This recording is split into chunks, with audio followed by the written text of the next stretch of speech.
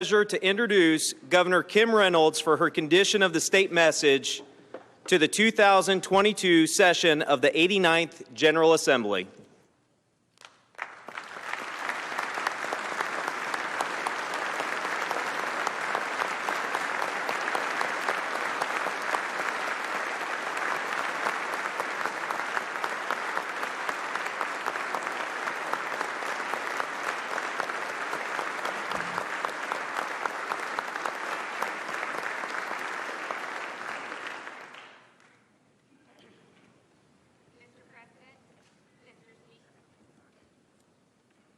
Okay. Mr. President, Mr. Speaker, Lieutenant Governor, legislative leaders and members, justices and judges, my fellow Iowans. 2 years ago, Lee and Michael Mueller were living in California, but they were looking for something else, something away from the hustle and bustle, the crowded highways and high cost of living.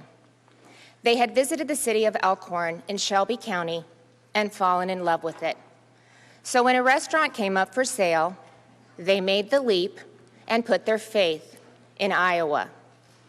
They bought an acreage outside of town, packed their belongings, and began to build a life and introduce themselves and their 2 daughters to the community. They opened their restaurant, Grace on Main, in March of 2020. And you all know what came next. But the Muellers quickly realized that the Iowa way of life isn't a myth. The community came together and came in droves to the restaurant window to buy their unique pizzas. Unlike so many states, Iowa's economy stayed open, and so did Grace on Main. And they did more than stay open. The Muellers and their restaurant have thrived, winning multiple awards, including the Rural Operator of the Year from the Iowa Restaurant Association. When I stopped by Grace on Main for lunch this fall, Lee told me, Iowa nice isn't just a slogan, it's real. It's not who has a nicer car and how much money you have. If you need help, everyone is willing to drop everything and help. And you don't get that back in California. I couldn't help but smile because that's exactly what we've always done, and it's what we'll always do. The Muellers had faith in Iowa, and Iowa came through. The Muellers couldn't be with us tonight, but we're joined by some of their most loyal customers. So won't you please join me in welcoming the Muellers to Iowa and recognizing the community that embraced them.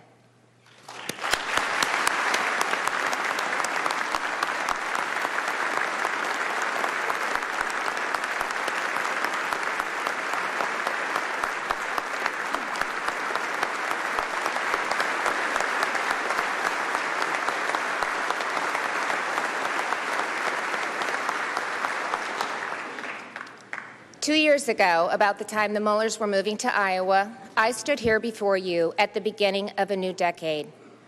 I talked about how far we'd come in 10 years, about how we'd gone from a time when families lost their life savings, Iowans lost their jobs, and our state government lost control of its budget, to a time of record low unemployment, a budget surplus, and record investments in K-12 education.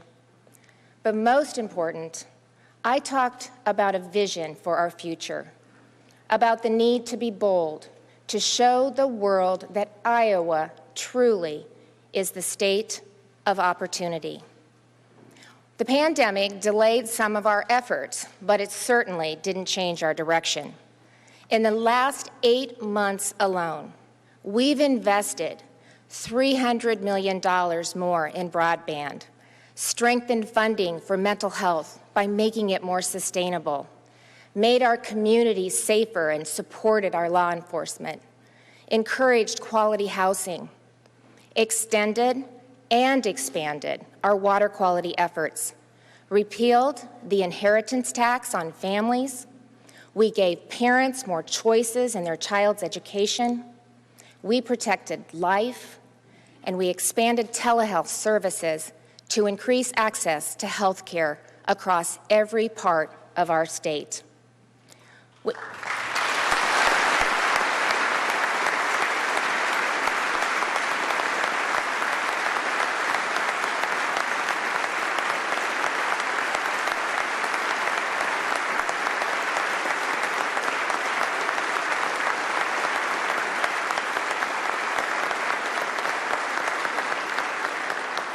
When U.S. News & World Report ranked Iowa the #1 state for opportunity last year, it wasn't because we wanted it. It was because we earned it. It was because we had faith in Iowans, and Iowans came through. Of course, rankings are nice, but they're not what matters. What matters is how we come together in our own communities, from cities like Des Moines to small towns like Elkhorn, where we live, work, and worship. This is my 4th time speaking to you from this chamber on the condition of our state, and I am proud to report for the 4th time in every corner of our state, the condition of our state is strong.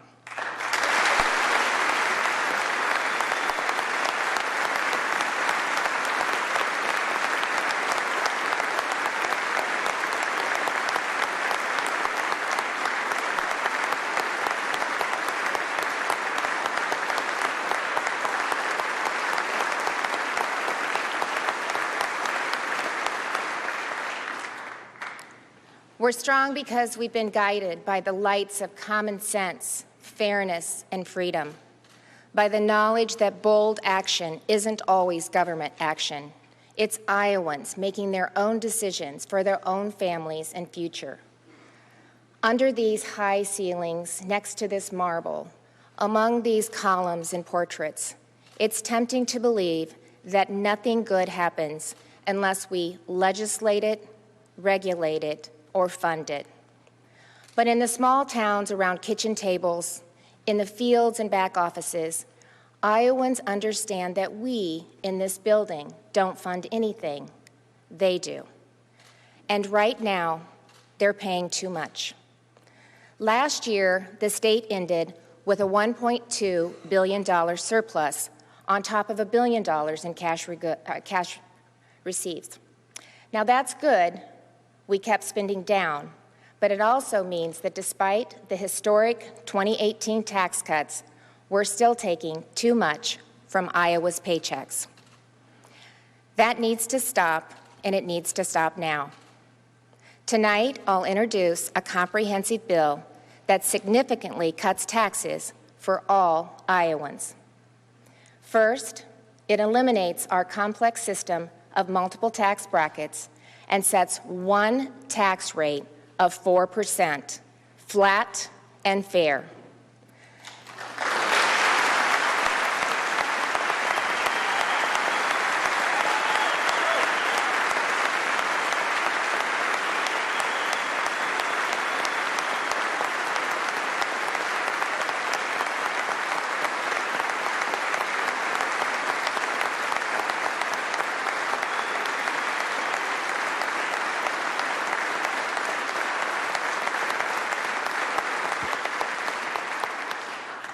The cuts will occur gradually over the next 4 years so that we protect priorities like education and public safety.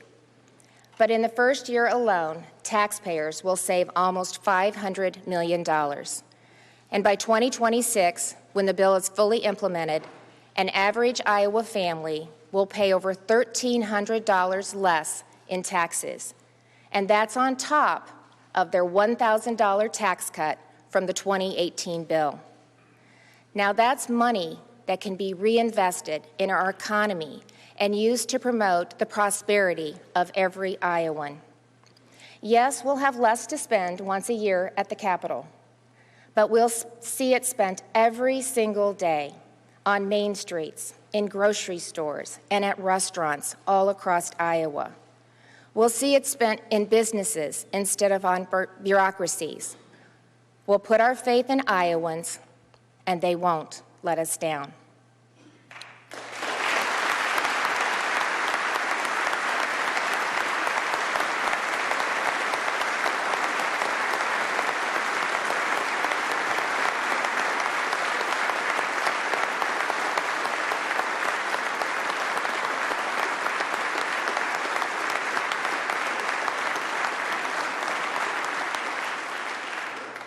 Also starting next year, for Iowans who have worked all their lives and saved for retirement, this bill will do even more by eliminating the taxation of retirement income.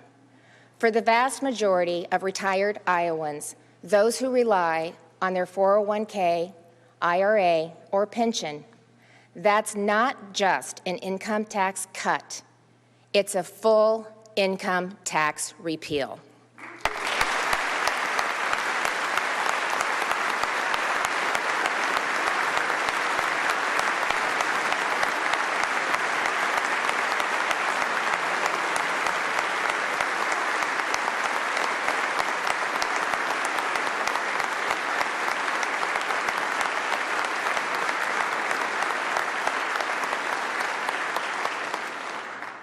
And that's how it should be. You've worked hard all of your life, saving for retirement and paying your fair share in taxes.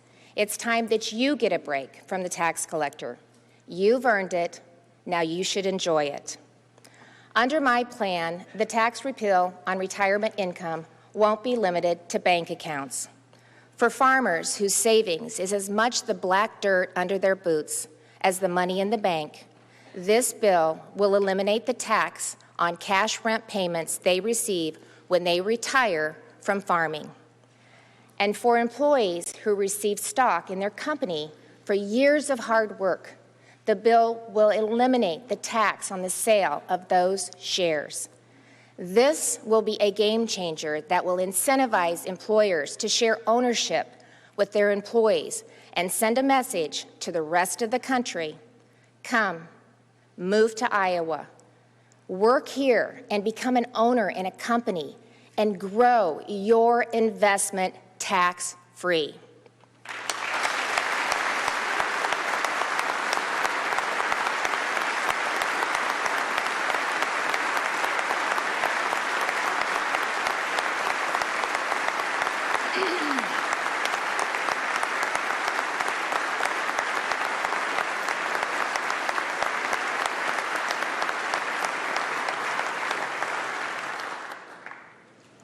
Have faith in Iowa, and Iowa will come through. So all of these tax cuts have one thing in common. They reward work, work to be done, and a lifetime of work to be proud of. And that's never been more important as the country is facing an unprecedented worker shortage. Across the nation, job openings far outnumber the workers available to fill them. 4 million fewer Americans are working now than they were before the pandemic. So Iowa is in a better position than most, with the 9th highest labor participation rate in the country. But we're still down from where we were at the beginning of 2020. And if we don't take bold action, other states will. Thanks to the leadership and careful planning of many of you in this room, we're building on a solid foundation. Through bipartisan efforts, we established Future Ready Iowa, which provides tuition-free community college and certification programs to Iowans training for high-demand jobs. Since the fall of 2019, more than 35,000 scholarships have been awarded, empowering nearly 17,000 Iowans to pursue careers and advance Iowa's workforce, with thousands more to come. We've also focused on expanding apprenticeship programs, incorporating work-based learning in our schools, integrating computer science into the curriculum, and so much more. With these efforts, we're on the path to giving every Iowan the opportunity to find a rewarding career. But barriers to work still exist, including the need for childcare. That's also a national issue, but contrary to what some in D.C. believe, there isn't a national solution. In Iowa, we've taken a bottom-up approach. Last legislative session, we created the Child Care Challenge. It's a program where providers apply for grants that fit the needs of their communities, and I'm happy to say that it's already paying off. In less than a year, we've awarded grants that will create 4,000 new child care spots across the state. Sprouts Early Learning Academy in Carlisle is a great example. Paige and Taylor Smothers owned the academy, and thanks to one of these grants, they overcame inflated construction costs and regulatory burdens to open an amazing preschool and child care center for 70 2 to 5-year-olds. When I visited the academy, I could see that we were on the right path. I've invited Paige and Taylor to be with us tonight, to be recognized for their achievement and hear firsthand that their efforts and the efforts of others like them have inspired us to do even more. So won't you please stand and be recognized?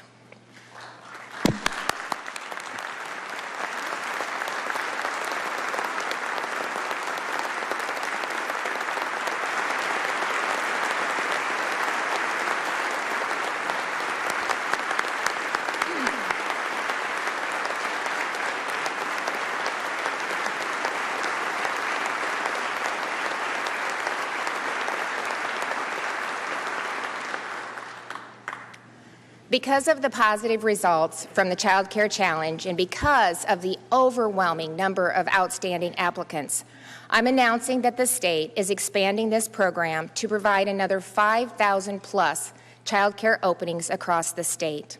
Last week, I, along with legislators, had the privilege of calling some of the applicants to let them know that they would be receiving a grant.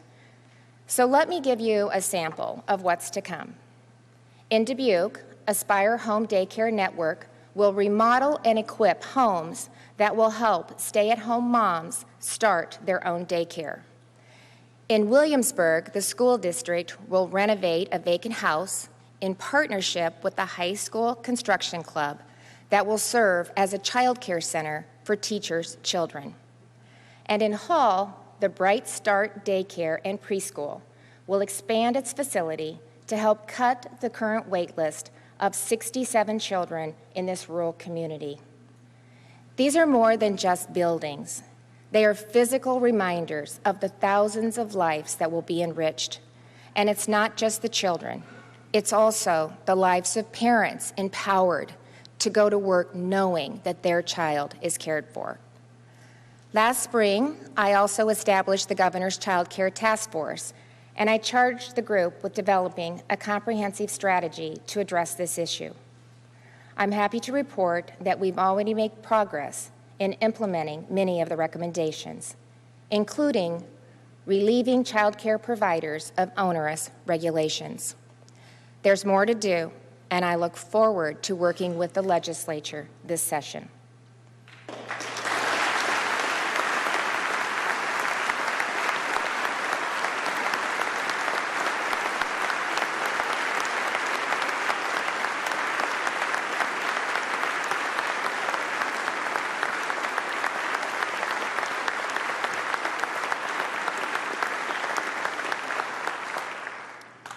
There are so many reasons for the worker shortage, but we need to recognize in some cases it's because the government has taken away the need or desire to work. The safety net has become a hammock. Now don't mistake me. This isn't the only cause, but it's a growing problem, and it's not just an economic one. There is dignity in work. It gives us meaning and purpose. So when it's degraded, when idleness is rewarded with enhanced unemployment and stimulus checks, when work begins to seem optional rather than fundamental, then society begins to decay.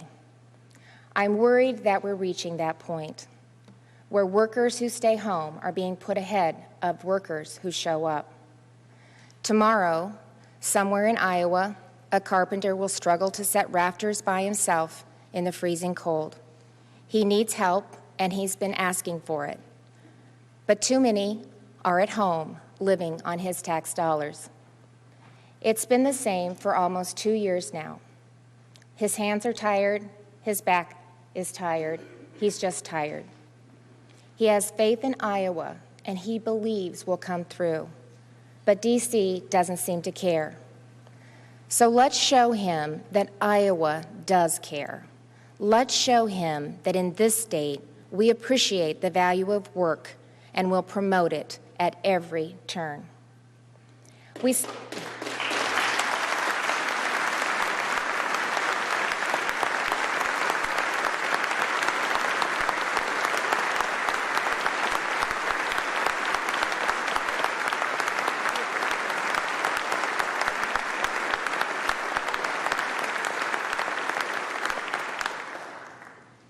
start by revamping our unemployment system so that it becomes a re-employment system.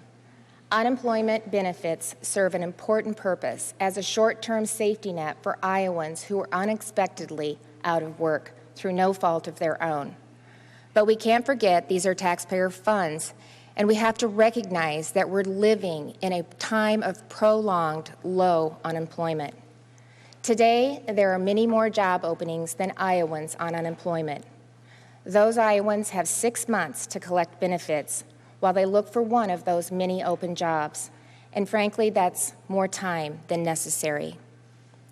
I'll be introducing a bill that lowers benefits to 16 weeks, about 4 months, and ensures that those collecting unemployment can't turn down suitable jobs while living on taxpayer funds.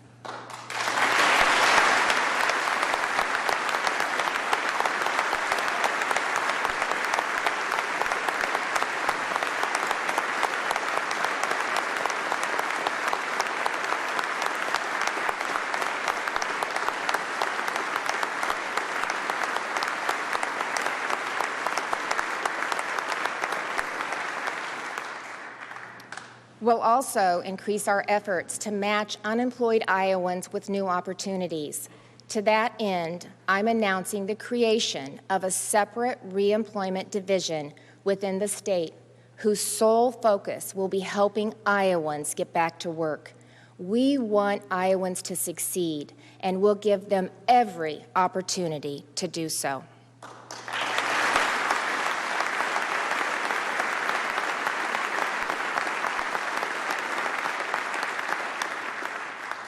Unemployment payments and stimulus checks aren't the only government-created problems we're facing. We need to continue our work this session to eliminate unnecessary licensing requirements that keep people from moving to or working in Iowa. We also need to address a legal system that is awarding millions of dollars in damages without regard to the consequences. When accidents and mistakes happen, injured Iowans deserve to be fairly compensated. But arbitrary multi-million-dollar jury awards do more than that.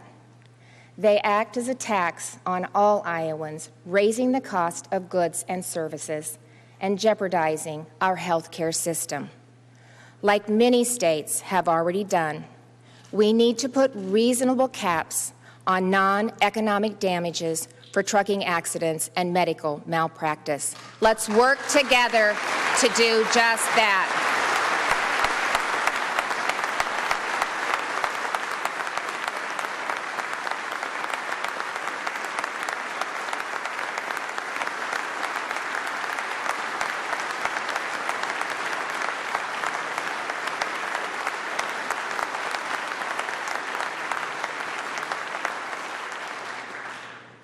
The shortage of healthcare workers is one of our greatest workforce concerns, especially in rural Iowa.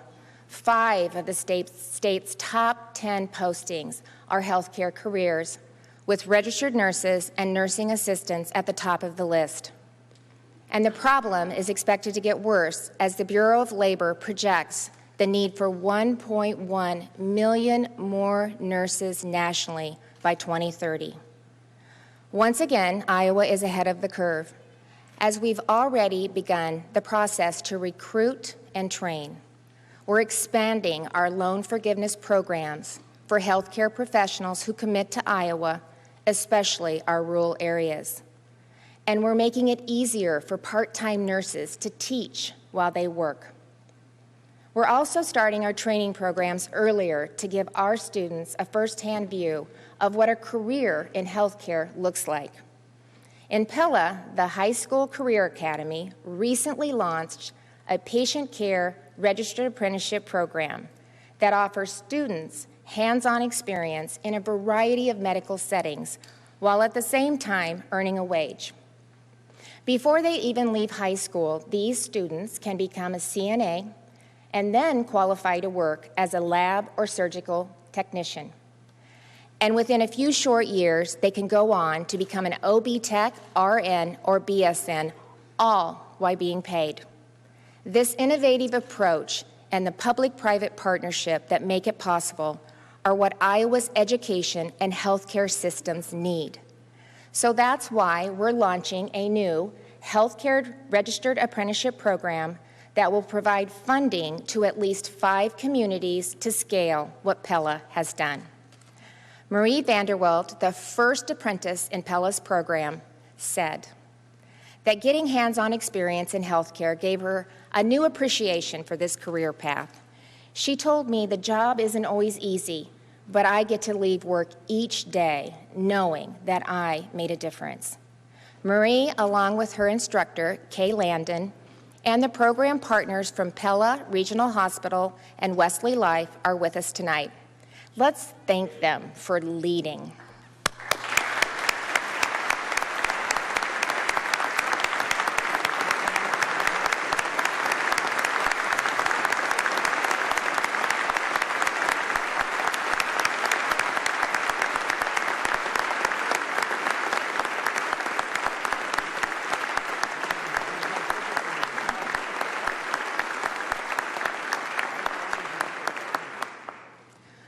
Across the state, educators are teaming up with professionals in their field to train our students.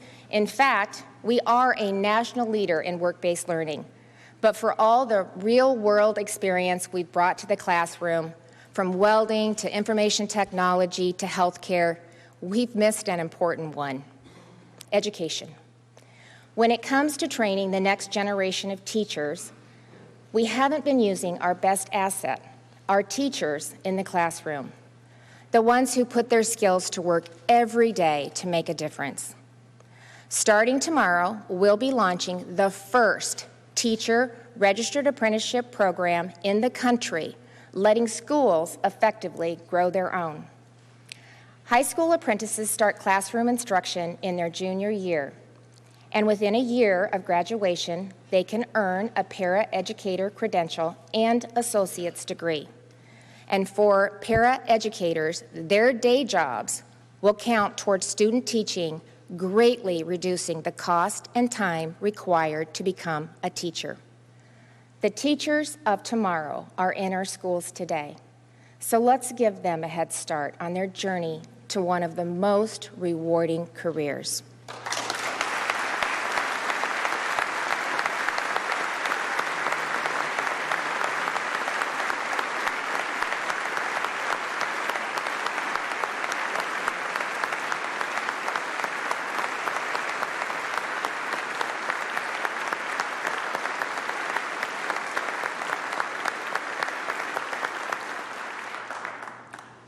Talk to someone who's been successful, and without fail, they'll tell you about a teacher who set them on their path, about someone who inspired them, who pushed them to be what they are today. Our teachers provide more than textbook instruction. They give emotional support and structure. They help guide our children through their most difficult and formative years. And that's why it was and remains so important that our schools stay open.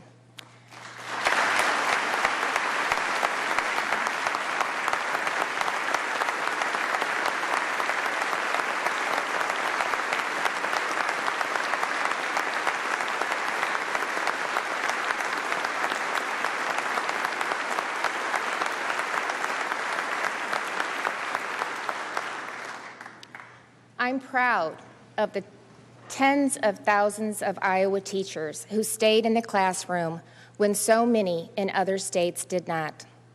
And as a means of saying thank you and to help retain our teachers, I'm announcing tonight that we'll use federal ESSER funds to award $1,000 retention bonuses to teachers who stayed on the job through the pandemic and who will continue their teaching next year.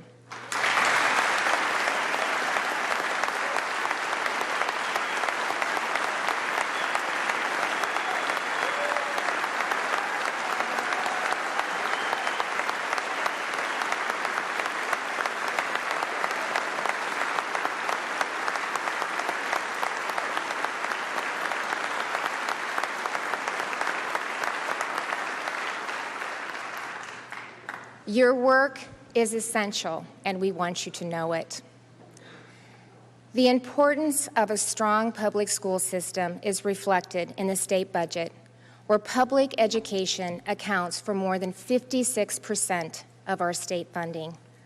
For K through 12, that's over $3.7 billion, and it's increased nearly $1 billion in the last decade.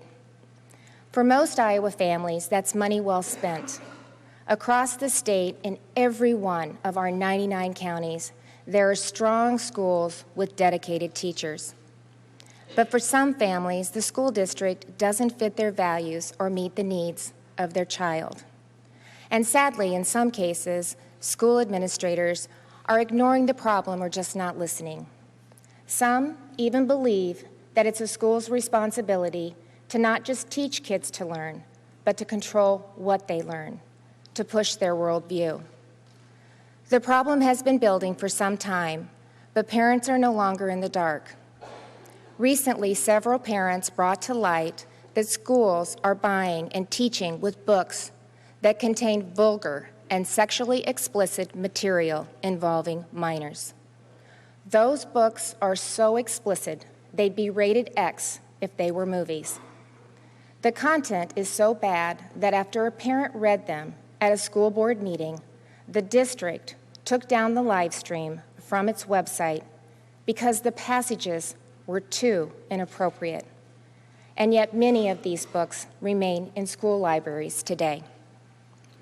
We live in a free country with free expression, but there's a difference between shouting vulgarities from a street corner and assigning them as classroom reading. There's a difference between late-night cable TV and a school library.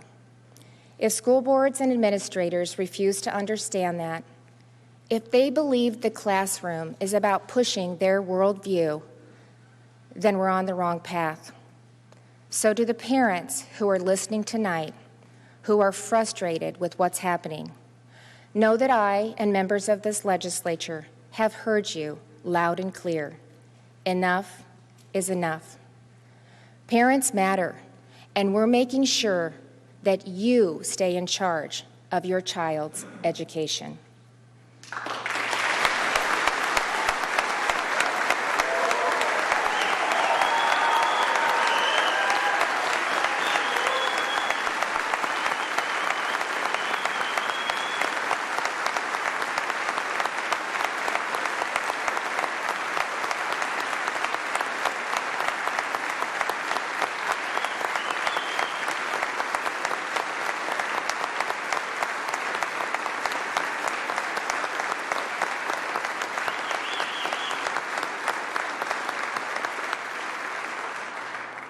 It starts with full transparency.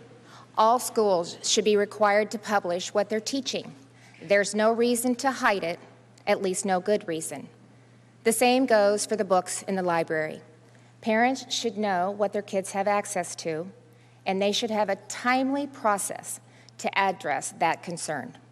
Because when parents are fully informed, they can make informed choices.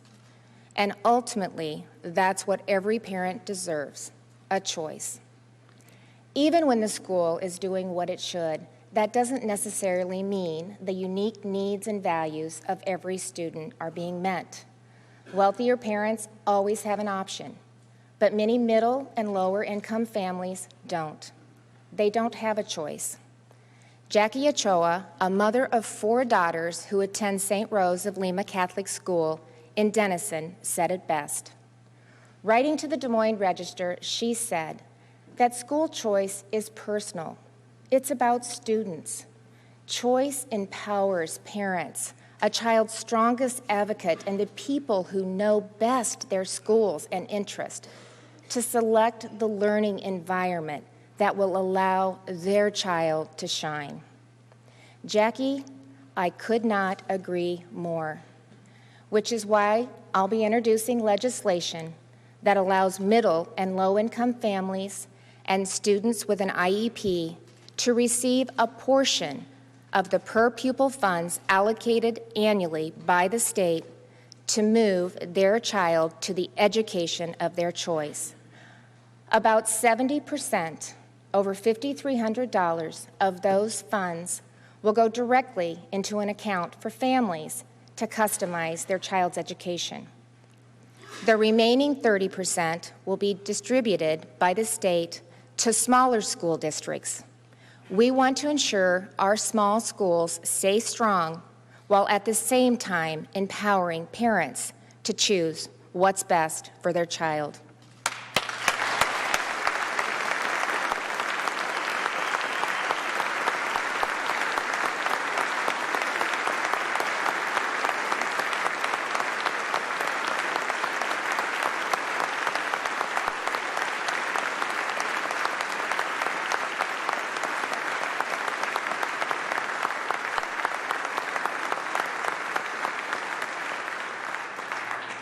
As I said last year, school choice isn't a zero-sum game. It has the potential to raise the quality of all schools. After we expanded open enrollment last session, one superintendent responded by setting the goal of making his school district, quote, the destination of choice. And that is precisely what we want for every school, public or private, to strive to be the best it can be. Because when our schools succeed, Iowa becomes a destination of choice for parents everywhere.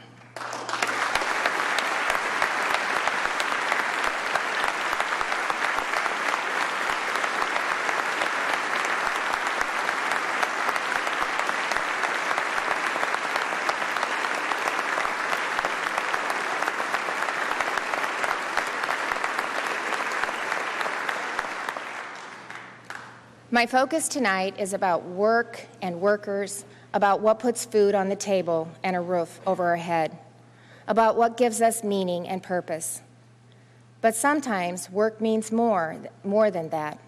Sometimes, for a small but brave few, it means putting someone else's life above their own. For workers, those who serve in our armed forces, who patrol our streets, guard our prisons, or in any other way protect and serve, an occasion like this would be incomplete without saying thank you and recognizing those Iowans who gave the ultimate sacrifice last year. Corporal Dagan William Tyler Page, who was killed by terrorists as he bravely protected U.S. citizens and Afghan refugees attempting to evacuate Kabul.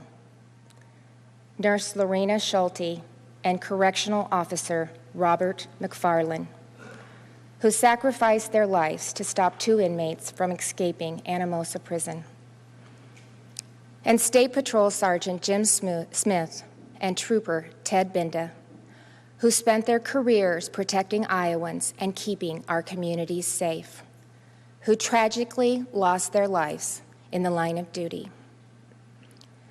I also want to honor the life of Congressman Neil Smith, a man who served this state and his country for almost all of his 101 years, including as a military pilot who earned the Purple Heart in World War II.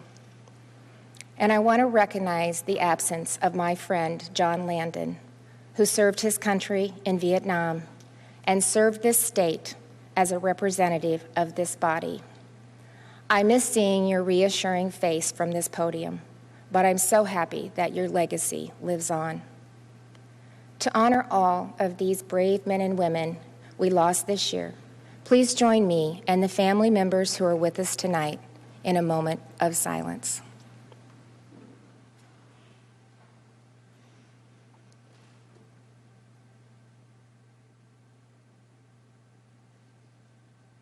Thank you. Whether it's patrolling our streets or guarding our prisons, public safety jobs are difficult and absolutely vital. I want to thank the legislature for giving additional funds to the Department of Corrections to help keep our prisons secure. And I want to recognize the importance of the Back the Blue bill that you passed last year. It's more important than ever that we show these men and women that we appreciate what they do.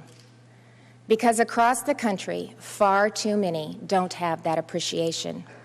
They don't believe in prisons and don't see the need for police. That way of thinking isn't just wrong, it's dangerous. And in Iowa, it has no place. To reinforce that message, we're using federal ARPA funds to give our brave men and women in law enforcement and corrections a $1,000 retention bonus while also aggressively recruiting officers in other states.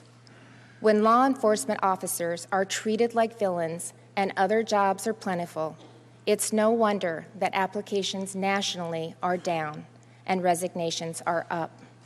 It's no wonder that our young people are saying no thanks to a career in public safety. While we can't fix attitudes in other states, we can certainly let our officers and officers across the country know that in Iowa, they're welcome and will receive the respect and support they deserve.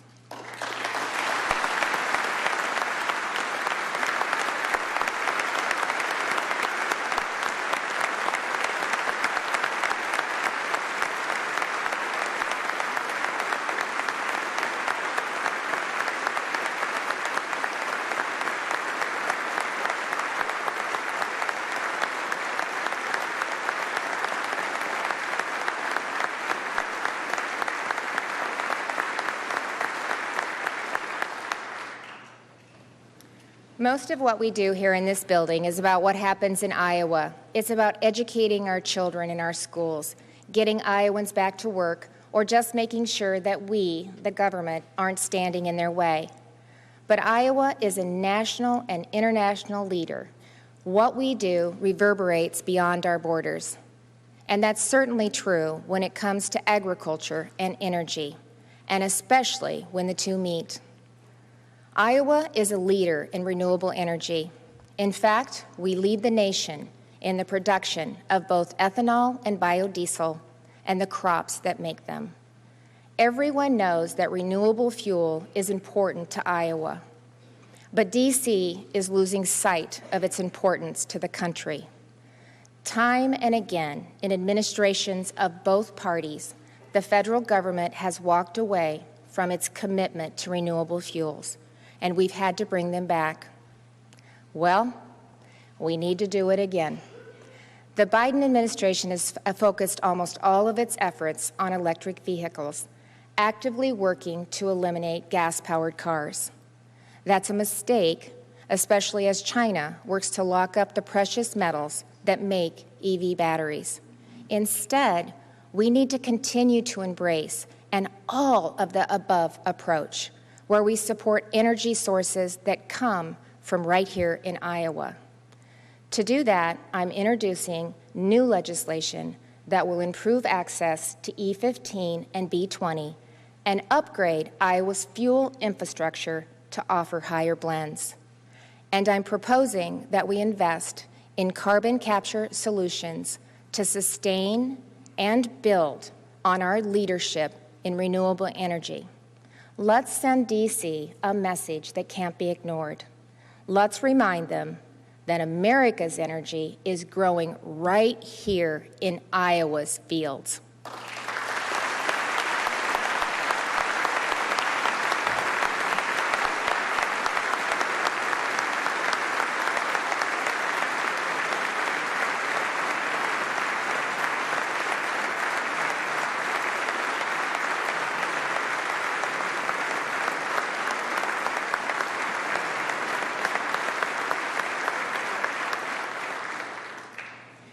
I want to end tonight where I began, by highlighting the amazing things that are happening in our communities.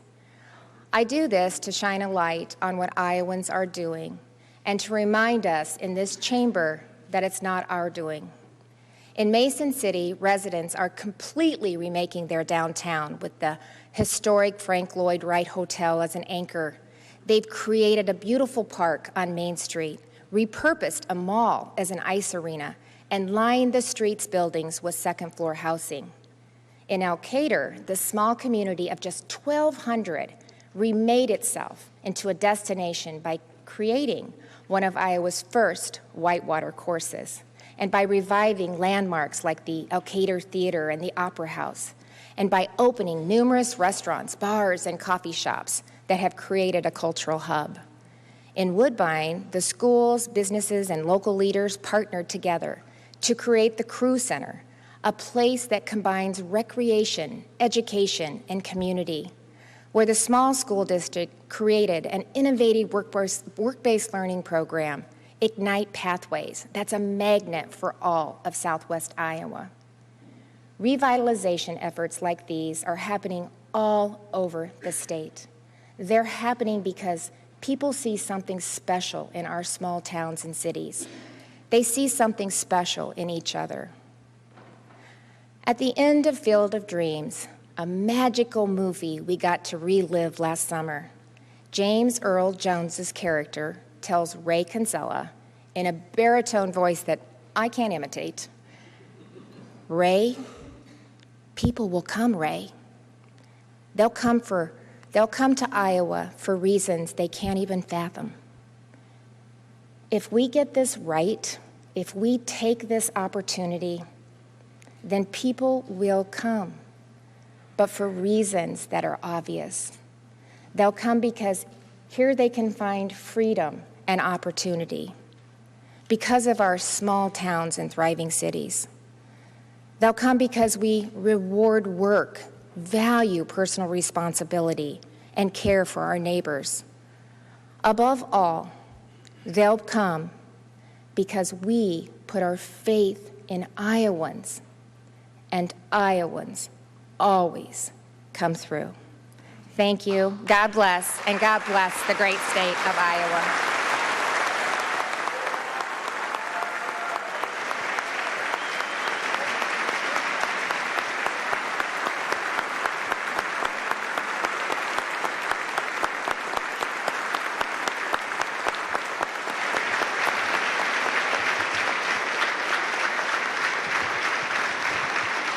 This is Kay Henderson from the perch of the Iowa House of Representatives, the Iowa PBS studio, looking down on the Iowa House of Representatives as they applaud Governor Kim Reynolds on her 2022 Condition of the State Address. I'm joined by James Q. Lynch of the Cedar Rapids Gazette to talk through some of the things that we heard tonight. James, what's our lead from this speech? I think the lead obviously is a flat tax, a 4% flat tax, and along with that, eliminating the tax on retirement income. These are big and bold moves that the governor teased us with earlier. But yeah, tax cuts are always the lead. Please come forward. Some of the governor's staff told us earlier today that there are 10 states that have a flat tax, so we would be joining a small crew, as it were. What was not answered was, is this the pathway to a complete elimination? Of course, that's been talked about a lot by some of these Republicans. Right. We've heard that from Republicans all fall and leading up to this session that they wanted to eliminate income taxes, phase income taxes out. The governor is taking a different approach, and maybe that will be the final destination, but for now, she's saying we're going to cut taxes, make it flat, make it fair. And I think that'll probably be an easier sell to a lot of Iowans because they'll see the tax relief. But eliminating the tax cut is a little bit scary. It's a big source of revenue for the state. So eliminating that, I think, might be a bridge too far, at least at this point. The other thing she mentioned, workforce, and that's been a word that's mentioned a lot in these weeks leading up to the legislative session. James, she mentioned some sort of significant changes to Iowa's unemployment system. Yes, she said she wants to make it a reemployment system, and one of the steps in doing that is to reduce the time that people can get unemployment benefits from, I think it's 26 weeks to 16 weeks, a 10-week cut. And that's try to motivate them to get back into the workforce. There's a lot of job openings, and she's trying to push people back into those jobs. She says, what was her line? The safety net has become a hammock, which I'm guessing there are a lot of unemployed people who would not necessarily agree with that, that their idleness is being rewarded. Joining us this evening up here in the House Crow's Nest, that's what it's called, is Jennifer Converse. She is the House Minority Leader, a Democrat from Windsor Heights, and here to deliver the Democratic response. Jennifer, quickly, what is that response? Democrats have been laser focused in the weeks leading up to this on making sure that the Reynolds workforce crisis is truly addressed. We know that there are more jobs out there than there are people who can fill them, and we know that the workforce problem is more than just making sure that people don't get unemployment. We think the workforce problem needs to be addressed holistically. Affordable childcare, affordable housing, making sure that Iowa is a welcoming state. All of this matters to Democrats, and we didn't hear a lot of that from the governor tonight. Was there something that you did hear that surprised you? I was surprised to hear the focus on teachers. I think it's great that the governor wants to give $1,000 to teachers who stayed in place. That's wonderful. It would have been great if she would have also commented on the fact that a person sitting right behind her just yesterday said that teachers have a sinister agenda. I'm not sure that $1,000 bonus is going to really make them feel better or more welcome in the state when they're already exhausted and weary from 2 years of pandemic teaching and being demonized at the Capitol. James? Jennifer, one of the big item on this list was the flat tax. The governor characterized it as flat and fair. Is she right? Well, it's certainly flat. I don't think it's fair. It's not fair. Flat taxes are notoriously beneficial to wealthy Americans, and that would be true in Iowa as well. I think it's great that Iowans who are in the middle would get a $1,300 reduction in their taxes, but we didn't hear what's going to happen to the folks at the top. They're going to get a much more significant cut that's going to be really a bigger nut as part of their budget that will help them actually have more money in their pockets. And we think that that tax cuts need to focus solely on the middle class. Tax cuts are always popular, and a flat tax seems very easy to explain. Is this a train or a bandwagon that Democrats either have to get on or get run over? Look, I don't think that we need to do anything that was proposed tonight. There's no bandwagon we need to hop on here.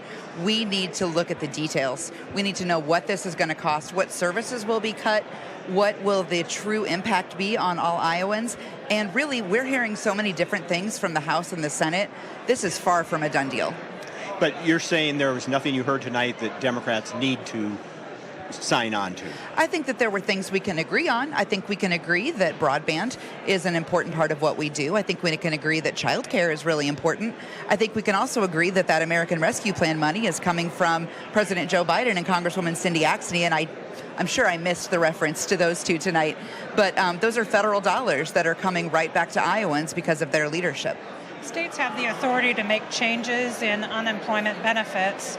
Will Democrats uniformly oppose the governor's proposal to go from 26 weeks to 16 weeks? Of course, we saw that. We've just heard this tonight. We didn't see the speech ahead of time, so we haven't chatted as a caucus. But we do know that the hammock analogy is certainly not one that folks who are trying to find a job or folks who can't get childcare so they can't go back to work are really going to feel is very fair.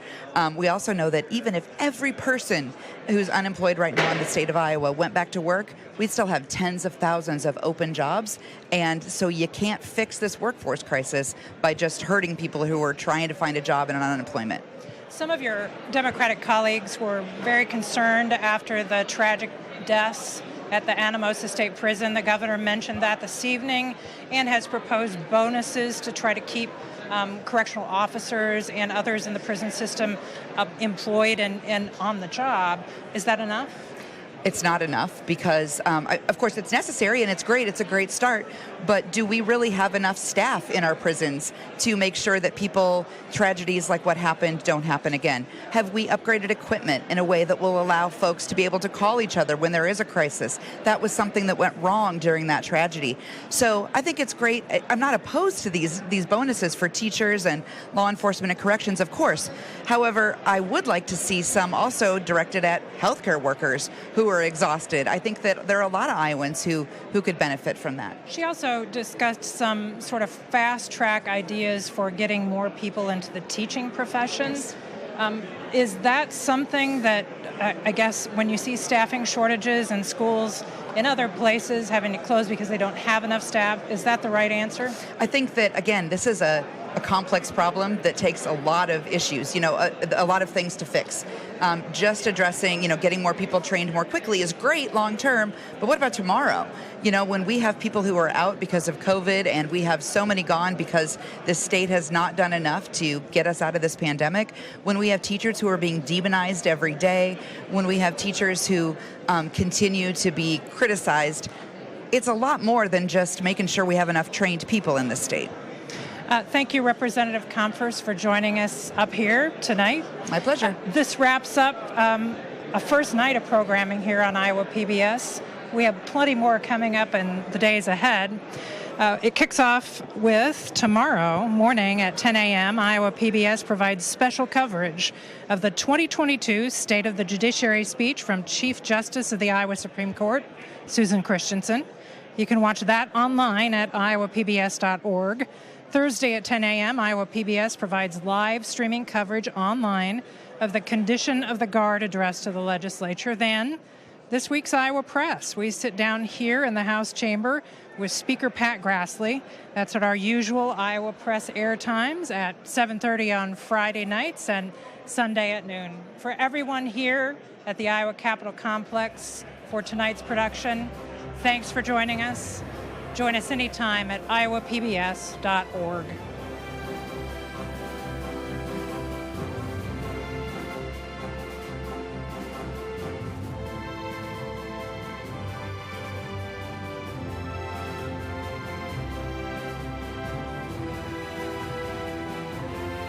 Funding for this program was provided by Friends, the Iowa PBS Foundation, as well as Generation.